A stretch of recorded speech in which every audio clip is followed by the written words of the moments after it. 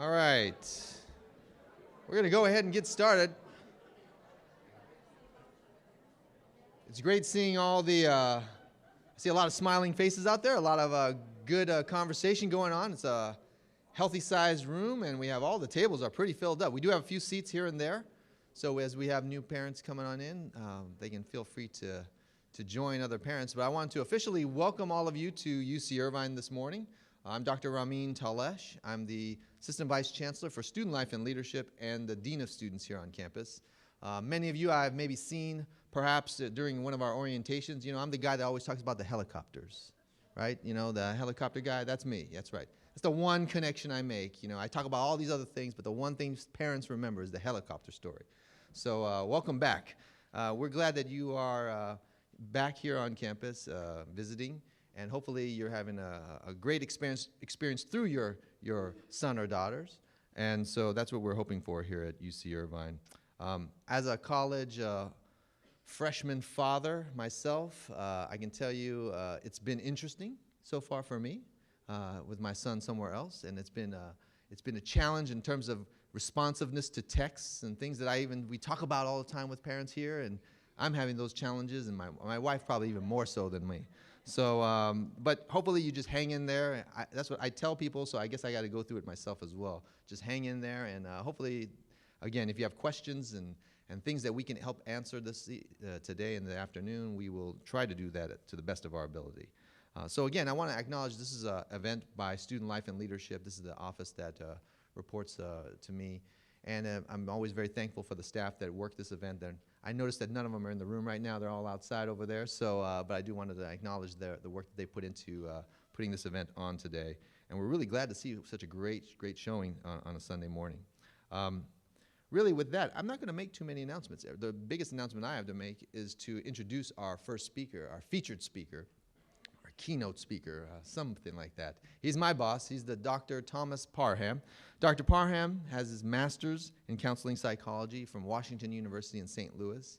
He has his PhD in counseling psychology from Southern Illinois University. But he did his undergraduate work right here. He's an anteater, right? And so he's done his work right here at UC Irvine.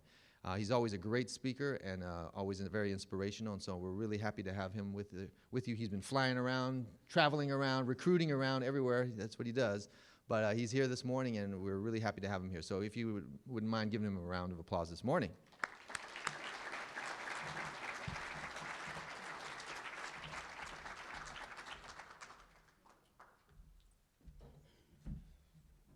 Let me say good morning. Look at all these smiling faces in the house. How many first-time parents do we have?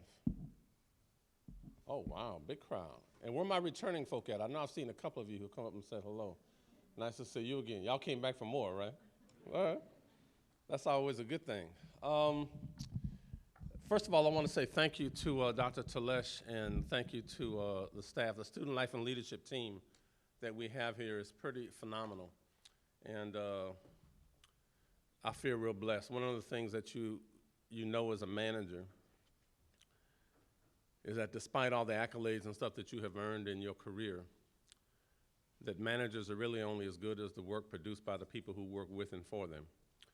And I have a team of folk who literally make me and this whole operation of student affairs look good. And Rameen and Jill and all the staff that you see out front, even Cindy Love with her creative genius. So when you see Cindy around snapping pictures, please smile. That goes up on my website. So they are wonderful people, and I am blessed to have all of them with me. So I want to thank folk for being here today. And so I just have a brief few minutes because I'm going to be with you twice this morning. So this is one of those two hits in one.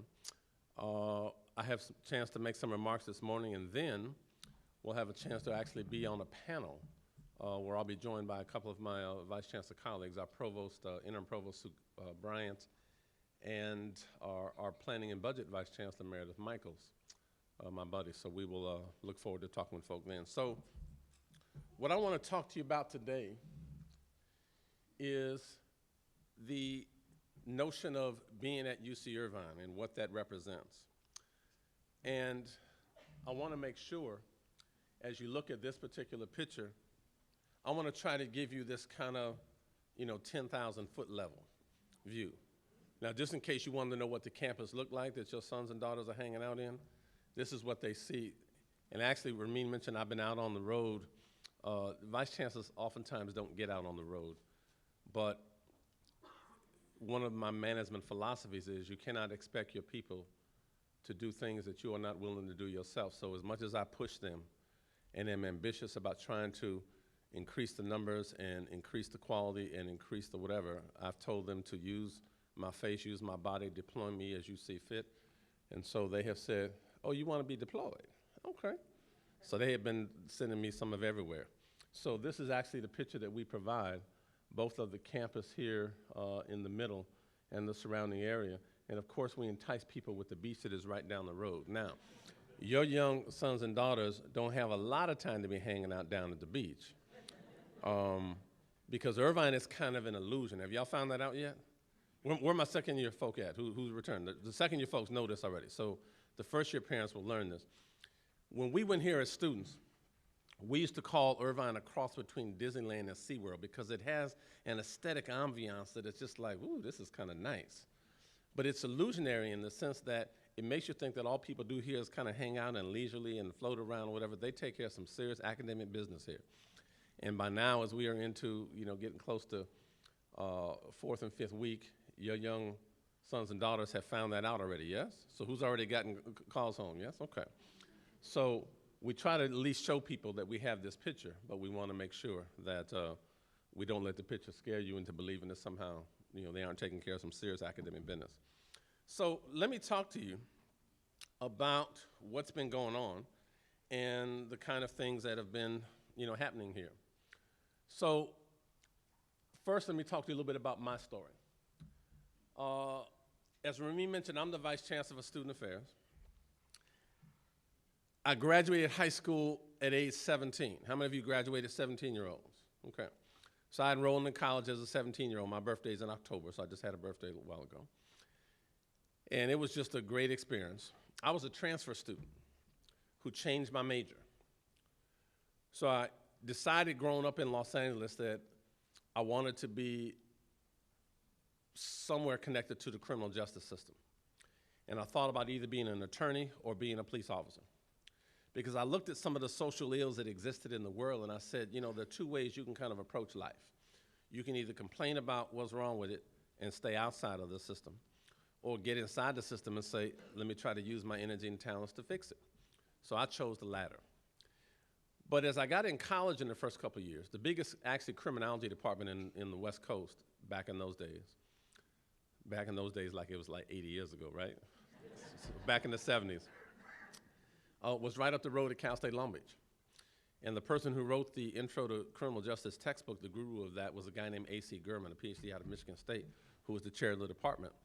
So I was there. And also I was a basketball player. And Cal State Long Beach back then, when Jerry Tarkanian was there, had the third-rated basketball team in the nation back then, right behind UCLA, North Carolina, us, and then Marquette, I think, when Al McGuire was fourth. So it's a great place to be. But as I started out a criminology major, I got frustrated with the system because my heart, my passion was trying to make a difference in people's lives. And one of the things I learned by working with some of the faculty and learning more about the discipline is that it wasn't as much about helping people, but it really was about who manipulated the system the best. And it just frustrated my spirit to see you could be innocent and get off, or which is wonderful, guilty and go to prison, sounds good to me. But what frustrated me was looking at the guilty folk who went free, the innocent folk who were on lockdown, and the folk who got generally harassed in a whole lot of other ways. It just kind of violated my spirit. But one of the important things that happened to me, which I hope that all of you young people take advantage of, you now call it service learning. I had an opportunity to do an internship, and I worked one semester in a halfway house and one semester in a community psychology clinic. And at that point, my passion for really helping folk was crystallized. And it was crystallized not simply by my enjoying the work, but by the feedback I received from supervisors who said, my son or daughter who's in this halfway house for incorrigible and runaway kids has done really well since they've been working with you, so thank you. Or supervisors would say, wow, you got a knack for this. You ought to think about exploring this. And so I then had to do a shift, still in the social sciences, but decided that I wanted to pursue psychology. But I also had to change environments. One of the things I was blessed to be was a bright child. But there's a piece of wisdom I've stylized over time in my writing that says that life at its best is a creative synthesis of opposites in fruitful harmony. Let me say that again. If you take a message, I'd appreciate that. No. Life at its best is a creative synthesis of opposites in fruitful harmony. What does it mean? A lot of different meanings, but one of them is that sometimes your greatest strength can also be your greatest weakness. Sometimes your greatest weakness can be your greatest strength. My greatest strength was I was real bright. And my mom used to tell me, much like your parents tell your kids, child, you get these kind of grades and you do like no work. And if you do a little bit of work, you'd be brilliant. Where we at, parents? Yes? Okay. And of course, I was just like your kids back in the day. Oh, mom, you know. And I grew up single parent household. Mama raised 4 kids by herself, you know. It's a wonderful environment. So when I got there, you know, it wasn't a challenging environment. And so even though I could do well, it also made me lazy. So I was a lazy student. Any of you talk to your kids like that sometimes? Yes? Okay. And so coming through that space, what I had to do was to recognize that I needed to be in a more challenging academic environment. So when I went back up to LA, I didn't go back to UCLA, right? Didn't think about going to SC. I came down to Irvine. And if I had it to do all over again, all these many years later, I'd come right back to this place. Because Irvine has been just a phenomenal part of my particular experience, not just because of the academic challenge, the co-curricular learning opportunities, but for the small community feel that allowed me to meet my first mentor, who pulled me by the collar, straightened my path, changed my trajectory, and drew me up a little diagram on his chalkboard up in his office in social science and said, here's what your life is about to be about.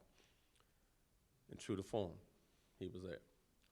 So when he grabbed me on Ring Mall and he said, young man, you got too much talent, and you are too brilliant to be running around here playing basketball, chasing women.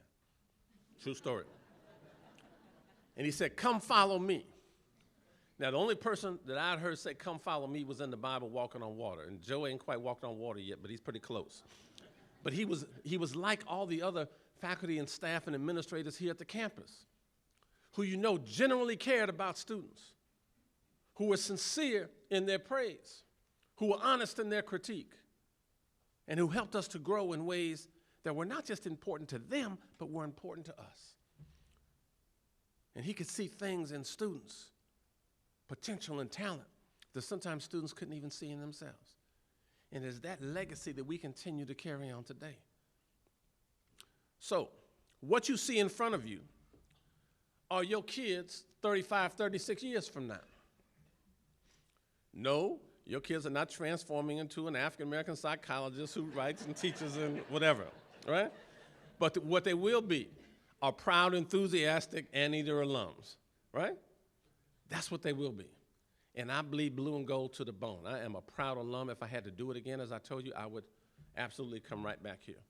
So, what do we know about the campus? We have this year nearly 5,200 entering freshmen. Nearly 5,200. 4,500 California residents is what the state funded. So we have about 700 international and out-of-state students that are coming. What do we know? We have 1,800 transfer students that we've welcomed to the campus. So when you see this picture of convocation, and the Chancellor came off the stage to actually try on a sweatshirt, and you heard that the Chancellor and I collaborated to make sure that all the first-year students got a gift from us as a new sweatshirt. Yes? Did y'all hear about this? Y'all didn't hear about that? Okay. So when they call home and say, Dad, Mom, I need some money for a new sweatshirt, you say, what happened to the sweatshirt that Dr. P gave you? Right? And just so you know, I'm not trying to fake you out. That's the visual evidence right there. You see all the gold sweatshirts up?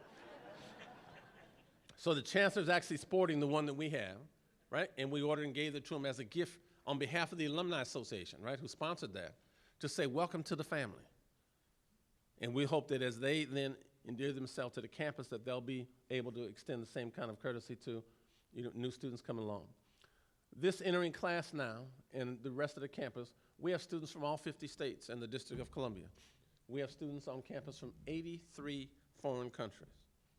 So we're delighted that these students have chosen to kind of prepare themselves here in this place. So we want to thank all of you as parents for helping us to achieve those numbers. By the way, if you want to know what the profile looks like, because admissions does report to me as well, 2 years ago when I took over as Vice Chancellor, as I told you, we were pushing staff, we set a record. We took in 64,000 applications for 4,700 freshman spots. The average GPA was 4.01. This year, we busted through that record. We took in 70,000 applications. Let me say that again, 70,000 applications. The state cut enrollment, so I told you we just had 4,500 freshman spots. The average GPA this year is 4.05. And we're about to break the record again. So when you see my folk in admissions teams out running around with their tongues hanging out like, right? It is because we are trying to surround ourselves with the best and the brightest, right? And that is what we are committed to doing. What's also true, however, is that we found a way to diversify our campus with a fair amount of international students. So up top here, you'll see the Global Viewpoint Lounge, which is upstairs in the Student Center that we created a year ago. And so in the lounge, you'll see study space with these pillars here, and these pillars here are wrapped with artwork that are monuments and iconic images from different countries around the world that represent the students we have. And they'll have kind of a number on them, so you can actually look down on the bottom upside down and find out what the legend is about where these actual pieces are, but we try to reflect things that come from everybody's country. You'll also see these monitors on the wall here, and there are about 9 of them, I think. But those monitors can be tuned to stations, and we have them tuned to stations at different places around the world. So you can come in and put on your headset and tune it to, right, your image to the station there and pick up news from different parts of the world.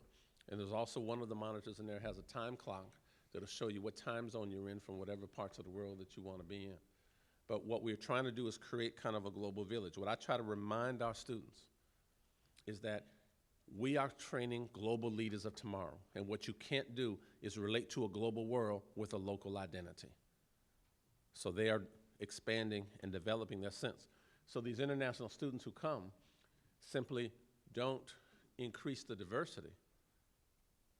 But what they also do, bring in the same kind of grades and test scores that their California counterparts do. What they help us do is to diversify our perspective, diversify ideas, and help really to teach each other in a peer way about what it's like to be in other parts of the globe. So we are real happy about that piece. So somebody say, what have our kids been doing since we let them go? So when you come back here, you say, well, look, I want to know what my child's been doing, so I'm here to give you a report. So what have your kids been doing? One of the things they've been doing is they've learned how to zot. So this is convocation. So in the first week during orientation, convocation was held September 24. This is all the folk in there. So we all marched in down this road, and we're all up there. I think I'm right left of the podium there. The chancellor's up here. And they are involved here in getting convocation and learning about the campus values and what's important. I'll talk to you all about those in a minute. There is the Dean of Engineering, Greg Washington. Now, why that's important is because you'll see him with the Zot. So everybody, the parents know the Zot? Now, Rameen Talesh, where's Dr. Talesh? He's probably outside with his team. Dr. Talesh reminds me all the time. He says, Dr. P, the Zot is not like that so that you have your thumb on the edge. You actually have to move your thumb back to the knuckle here, right? That creates a long snout that the anteater has, and that's what they Zot. So at convocation, we actually have a contest, and the contest goes back to graduation. So when your young people graduate, they'll have an opportunity while you're in the arena at your different ceremony, have the dean of the school come up and lead the Zot, Zot, Zot for whatever school is being graduated at that time. And there's a competition among the deans for whose arena at that graduation ceremony gives the loudest Zot. So who won the competition this year, and the trophy, there's a trophy by the way, was, we wouldn't be competitive at all, was Greg Washington here, who's our new Dean of Engineering. And so he is then teaching the Zot to all these 5,000 freshmen who were there. And so then the chancellor decided, well, one of the things they have to do on their kind of, have-to-do list is everybody had to meet the chancellor. So he took off his academic regalia, donned the sweatshirt that we're going to give them, and I'm explaining on the podium what the sweatshirt is. He runs down into the crowd and then takes a sweatshirt as people converge around him, and the whole arena's there. So all of them got to meet the chancellor on the first day. So that's what they've been doing. They've been learning how to zot. What else have they been doing, right? They also been hanging out, setting dodgeball records. So they got together, right? They finally went outdoors to play some ball. You've been trying to get your kids outside and away from the video game. We got them outside. And what would happen if we threw a party and everybody came? We set the Guinness Book of World Records for the largest dodgeball game. We obliterated the record. There are 6,000 plus people on this dodgeball field. The Guinness folk were there counting tallies and taking that through. So we had kind of green and blue folk here, and that's your vice chancellor kind of sitting in the middle, donning my UCI regalia. So we are now in the Guinness Book of World Records. So what have your kids been doing? They've been playing games. Now, some of you say, well, I'd like my kids to kind of go to the movies, but not quite sure about the environment. So we actually took them out to the soccer fields, put up a big thing, and they, went to a movie with just a few, 100 of their friends. So they've been out watching movies, but in a very, very safe environment, learning how to, make friends. What have your kids been doing? They've been battling water. Now, you can't get them to turn the water off at home, yes? Turn the water off. Where we at, right? Well, we got them, in fact, to engage in a water battle so that in our Middle Earth housing complex, which is one of our 2 freshman places, there actually is a water battle going on to see if we can't save more water by learning to turn it off and to use it very sparingly. So we are a very green campus and trying to work on environmental sustainability, so we want you to know what your young people are learning. And you're like, well, Doc, can you come home and teach my other 2 children at home to kind of do this? So what have your kids been doing? We've been teaching them to turn off the lights. So in Mesa Court, there's actually a contest going on to see if they can then begin to save more energy. And by turning off the lights and turning off the TV when they leave their rooms and not using them if they don't have to and using natural light by opening the shades, what we're trying to do is teach them to save on energy. That's what your kids have been doing. What have they been doing? They've been hanging out with good old dames. Now, this is Dame Jane Goodall, who was here. So if you know Jane Goodall, yes? Everybody know Jane Goodall? Okay. This is one of the lectures we had. We put Jane Goodall in this auditorium with Open the Door, where we had probably, 800-900 folk in this ballroom for a big lecture. So they had a chance to hang out with Jane Goodall. And Jane did a book signing too, so we had like lines out the door, getting there. They've been hanging out. What have your young people been doing? They've been hanging out in the arena. So not only convocation game, but they've been going to a couple sporting events. And so they went to Midnight Madness, where they had a chance to meet some of the new basketball team, and they have the slam dunk contest and whatever. And then a funny thing happened on the way to Midnight Madness. They decided to create this thing called Shocktoberfest. Shocktoberfest. So when you hear them come home talking about, I was at Shocktoberfest, you go, what the heck is that? It's part of the Halloween, festive occasion, pre-Halloween. But it also is combined with Midnight Madness, which happens about like mid-October every year, the first night that you can actually have basketball practice. And it used to be like Midnight Madness, and now we've kind of brought it down to about 8 o'clock at night. But after they have the slam dunk contest and the 3-point shooting contest, both men and women, and they introduce the kids to the team right there in the Brent Event Center, what they then do is they invite a few of their friends to go to a concert. So there was a sold-out concert with some artists whose names I can't pronounce. But obviously, your young people loved it because it was sold out. So these are like the latest hip-hop artists around. Don't ask me who they are. I couldn't tell you. But if you want to know what the Brent Center looked like, it was just a few. That holds about 6,000 people, by the way, full capacity with the floor. So if you want to know what your kids been doing, in addition to studying, they've been hanging out there. But one of the other things that they did, is they've learned how to dance and they've watched some of their friends dance. So we've tried to expose them to some of the more, aesthetic aspects of the creative arts. And so they've watched some of their students, dance. And they've made some new friends. You can never get them, to go out while they were younger and learn how to dance, but we want you to know, in the Claire Trevor School of the Arts, it seems like the thing to do now.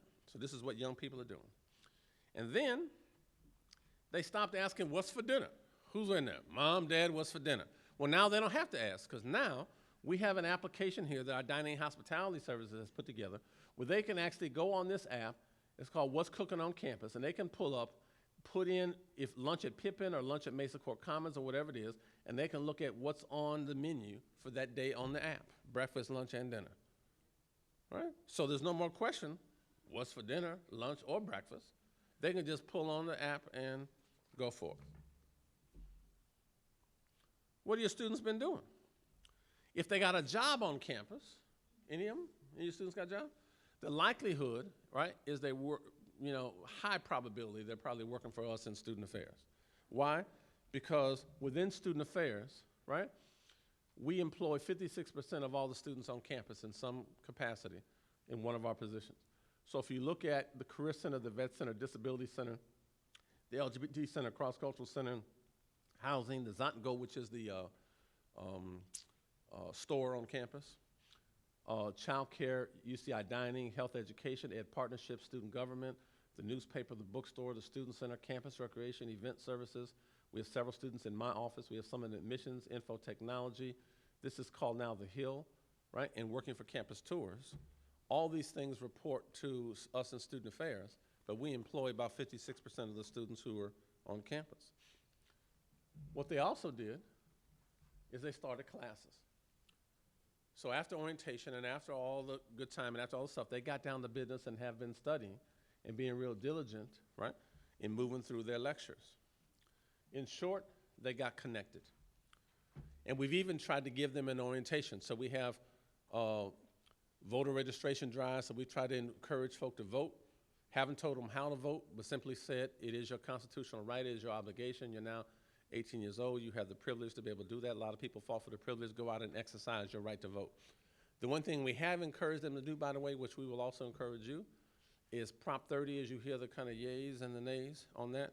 We want you to know the university and President Udolph and the regents are yes on Prop 30. So if you hear the hype about, no, we don't want it, it's not going to schools, understand they are very clear. If Prop 30 does not pass, there is a $250 million trigger cut promised to the University of California and to the California State University. So when you hear these big numbers, they sound awesome, but just Irvine is 10% of the UC budget.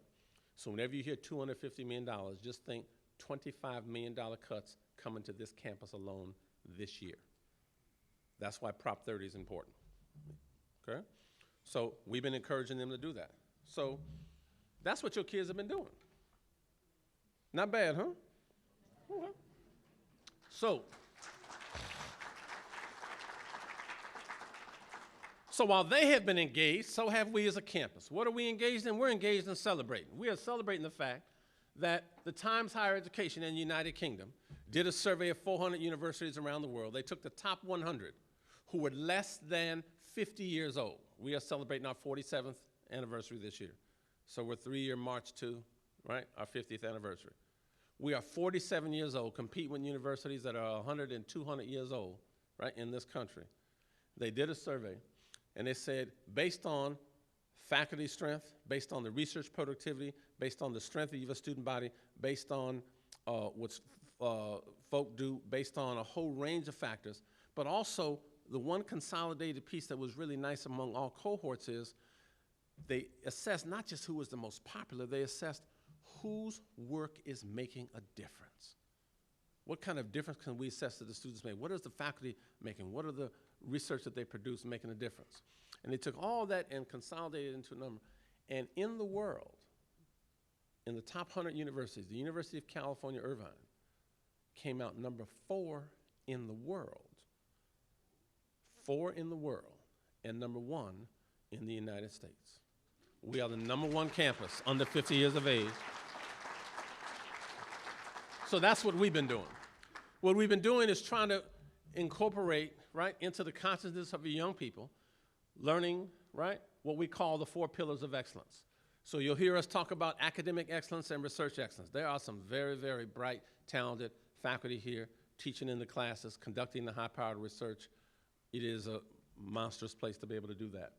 But we're also, in the student affairs side, responsible for these latter 2, which is we're trying to also help them promote leadership excellence and character excellence.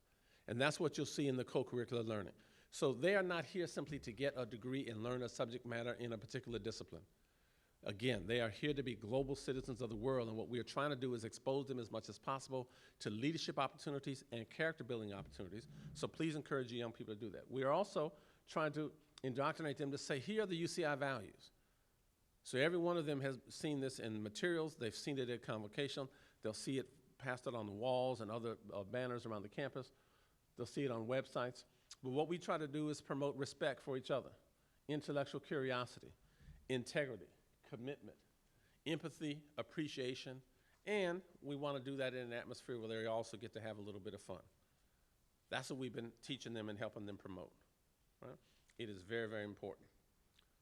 Now, within student affairs, we are 1,134 staff strong, so we're a little smaller than that. We have 29 departments that are broken into these 4 units. So I've got 4 assistant vice chancellors in auxiliary services, enrollment services, wellness, health and counseling, and student life and leadership. So this is a large scale, but those 29 departments are things like admissions, Center for Educational Partnership, financial aid, and the university registrar.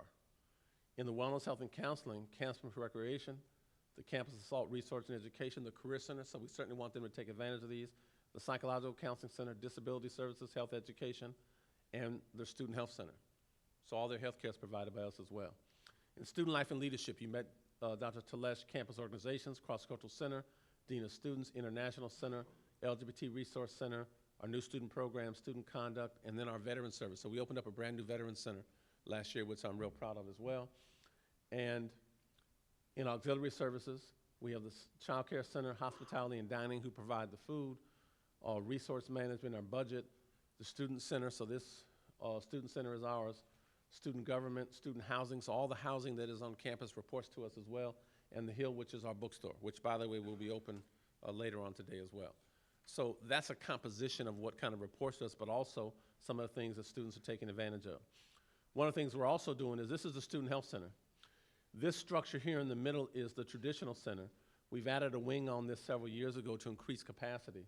Now what we're doing is, right across the street on this side is this building here, which used to be the old Housing Administration building. And now that I've been able to relocate Housing Administration into the 4th floor of this building, we're actually taking this building and renovating it, and this will be a healthcare annex, so that we'll put the dental clinic and some of the other satellite clinics there, which will allow us to increase the capacity inside here to be able to fit and to care for more students. So we're pretty excited about those changes that are going on. What are we teaching students? Part of my focus is to not be a laid-back vice chancellor, but to be one that really engages students. So the model that we use on campus is what we call constructive engagement. So we want to constructively engage your young men and women. We want to foster trust and collaboration with them.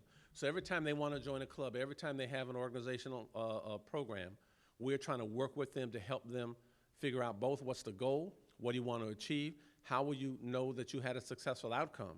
And once we know that, we have teams of people who are then working with them to say, here's some things we think will facilitate, here's some things we think might inhibit you being able to achieve that outcome. But also while we do it by reinforcing the campus values about what's going on.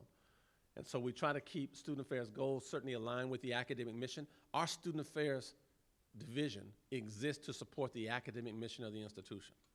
But what I'm real clear about is students will have a difficult time taking maximum advantage of the resources in the institution if they have concerns about where am I going to live and how am I going to afford it and what am I going to eat and what if I get sick and what if I get stressed and oh, by the way, what am I going to do for a career? And so we support the academic mission by trying to take care of all those questions on their behalf so that they can then focus, right, on the studies that are there.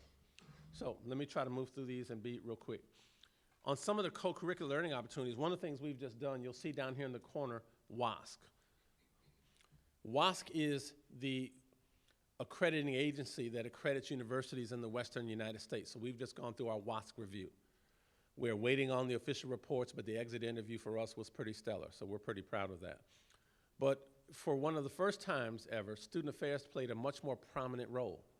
And so the WASC committee asked the campus, we want to know what it is that's happening on the co-curricular side of the house, which I love because we could answer that question. And so you'll see us articulate these co-curricular learning domains. And so if you want to know how are students supposed to be different, what are the kind of domains that we want to see them engage in, we're looking for them to engage in civic and community engagement. We're looking to develop leaders. We're looking to have diversity and global consciousness. We're looking for them to develop administrative and professional skills, and we're looking for them to develop personal responsibility. So one of the things I would invite you to do is, if you have students who are involved in peers, if you have them involved in organizations, if you have them involved in clubs, if you have them involved in any kind of work experience, know that within student affairs, these are the kinds of learning outcomes that we are trying to achieve with your students. So we want to make sure that we're reinforcing those. Now, somebody want to guess who this is? What do you think? Say that? She's a human being. Not bad, right? I'm not sure what your first clue on that was, but that's pretty close, right? Well, right, so we're guessing, right? We got a female, right? Looks like a nice young, right? Student who's come in as one of our freshmen who's here. The problem is that, right, just the values and virtues of a UCI education, what you are looking at is an alum. This is a UCI full professor. Let me say that again. A full professor in chemistry, Vinh Dong. She's a graduate of 1998, went on to do her graduate work. She's a first-generation college student. She was a Regent Scholar here. She was the UCI Chancellor's Award for undergraduate research, right? But what's interesting is she graduated magna cum laude from Irvine, went on to study at Berkeley and then Caltech, and has now returned and has brought with her 10 graduate students, external private funding, right, and millions of dollars of grants to fund her lab, right? And of course, she brought her husband with her as well. Full professor. So if you want to know what happens to Irvine grads once they're here, right, and leave, they come back sometimes and become full professor, world renowned, and still looks like she's about 17, yes? Right. One of the things that, right, your students can take advantage of is UROP, Undergraduate Research Opportunity Program. And in UROP, this is an opportunity for them to work alongside faculty to develop their own research project. So they put together a proposal, they compete, several of these get funded. There's actually even funding to fund their research project. I supervised a project for one of my students years ago who was doing research and trying to do a comparative sample between some American folk and some folk in Belize. So I had to travel to Belize to gather the data, got the whole thing funded and presented it at the Europe Symposium, which happens at the end of the year. So if your people aren't taking advantage of undergraduate research opportunity program, we got to do that, okay? Also, this leadership train, I want to make sure that we are doing that. Our student life and leadership team have come in with this leadership train here, which is real important. And this leadership train allows them to actually go online and actually track what kind of leadership opportunities that they are engaging in. So they can actually go, and what we will have, in fact, we're in the process of fixing this now and making it an actual, not a transcript, but an analysis of all the leadership things that they have engaged in during their 4 or 5 years of study here at Irvine. So if they aren't engaging in something besides just their books, they aren't taking advantage of the full experience. We also have students who have traveled internationally. So these are students who are part of our Olive Tree Initiative. This is a group that went to Turkey. I was with a group this summer who were in Israel, Palestine, and Jordan, learning to build bridges of understanding, right, with different cultural groups. We've got students who've traveled to Costa Rica. And the Costa Rica program was one example of many opportunities at Irvine. This came out of an alternative spring break programmatic initiative. And during that spring break time, students experienced a global sustainability and cultural immersion by going down to Costa Rica and working with, right, folk there, and then came back. So not only were they focusing on how to make the world better, studying different regions of the world, but this is what they were doing for spring break instead of partying.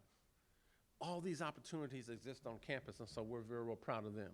So I'll close by saying that one of the things I also do is I get together with students as we try to develop these global leaders of tomorrow. And every 2 or 3 weeks, they will see an ad in the newspaper that will say, conversation hours with the Vice Chancellor. So these are just open hours I have for an hour and a half at a time. And sometimes I have them in here, sometimes I have them in the crawl, sometimes I have them up in my office. And it's just open hours for students to be able to come in and say, hi, Vice Chancellor, I'm so-and-so, or I'm with an organization and we need some funding, or I just want to come in and say hello, or, you know, I got a problem, I need to figure out how I can do blank, blank, blank, whatever it is. And we have a whole team there to do that. So I want you to know that the Vice Chancellor is not somebody they tout out when the parents are here, so let's bring the Vice Chancellor out. These are kids that I'm engaged in, right, all throughout the year. So please, please, please make sure that your academic darlings are taking advantage of the resources, coming to meet the Vice Chancellor, coming to connect with our staff here. It's all really important. I'll close with a final thought that simply says, campus environments like this for young people can be a little intimidating. There are 27,215 students on this campus. We have a landmass that is 3 times the size of UCLA's physical plant, which is why it doesn't look as Winston crowded if you were to go up to Westwood or SC someplace. But it can be a daunting task to be independent and on your own, and nobody tells you what to do, and nobody tells you when to go to bed, and nobody tells you whatever. But what I want you to do as parents, for me, personal request, is I want you not to have drive-by conversations with your kids. Your kids are very good when you come in home and say, hi, how you doing? Okay, I'm cool. I'm fine.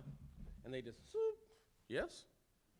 I want you to find a way at Thanksgiving, find a way at Christmas, find a way at something to just grab them by the collar, grab them by the belt and say, son, daughter, slow down a minute and talk to me about how you're doing really. Ask them how they're doing in the most authentic way. And not only know that you support them and care for them and love them, because a lot of the pressure that they feel is not just pressure that comes from the academic classroom. It's not just comes from the research lab. It is pressure that comes from the home because they are trying so hard to please the people they love the most in this world. So let them know that they're all right with you. And while you want them to achieve, you love them nonetheless, right? Whether they do superbly on their first test or they struggle on the first one, right? That is going to be so important, right, to the authenticity of their college experience here. With that, I'll stop and say good morning. It's been my pleasure. Nice to see everybody.